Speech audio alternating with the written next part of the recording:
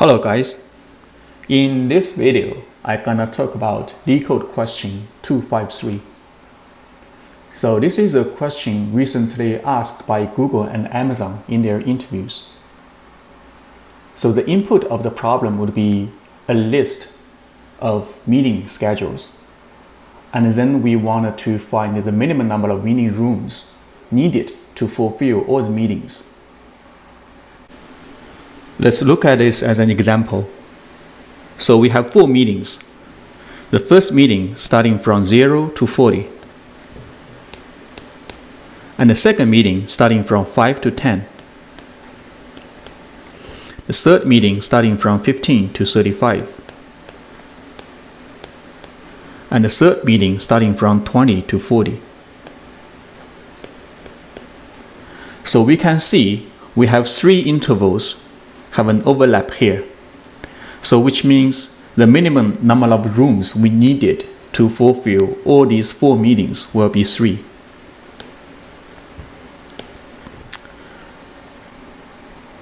So what will be the algorithm to solve this problem? Let's define a variable called rooms, which keeps track of the rooms we needed to fulfill the meetings. And then the meeting start time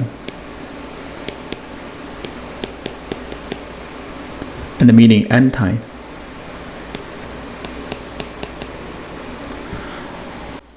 So the first meeting starts at 0 and at 40.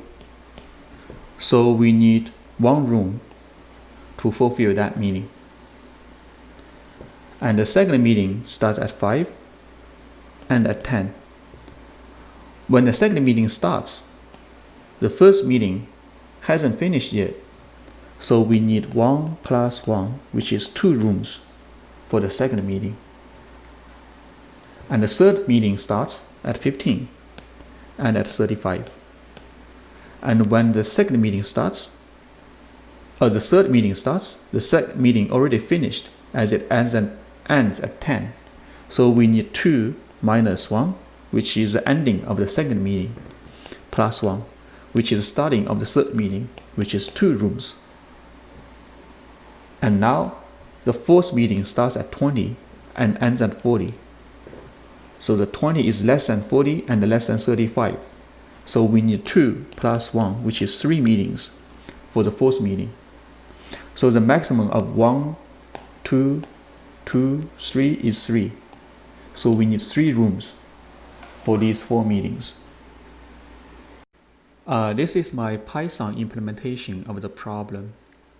I'll put a link to this code in the description of the video. So let's look into the logic.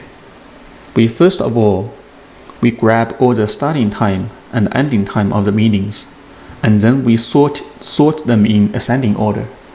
So in this way, we can always have the earliest starting times in the beginning of the array, and we have the earliest ending times in the beginning of the array. So with the example we have, we're gonna have the start time array as 0, 5,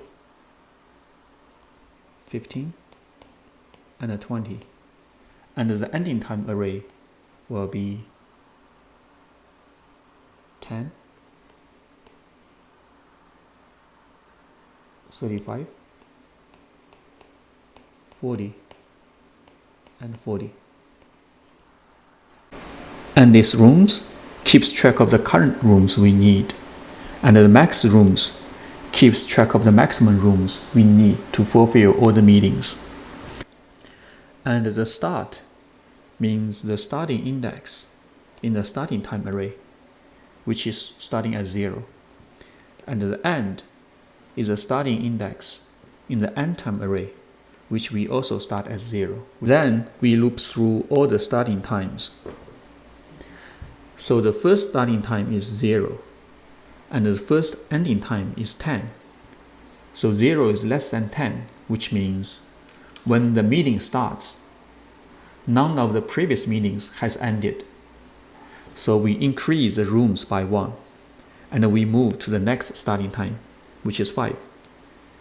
So 5 is still less than 10, which means when this meeting starts, none of the previous meetings has ended.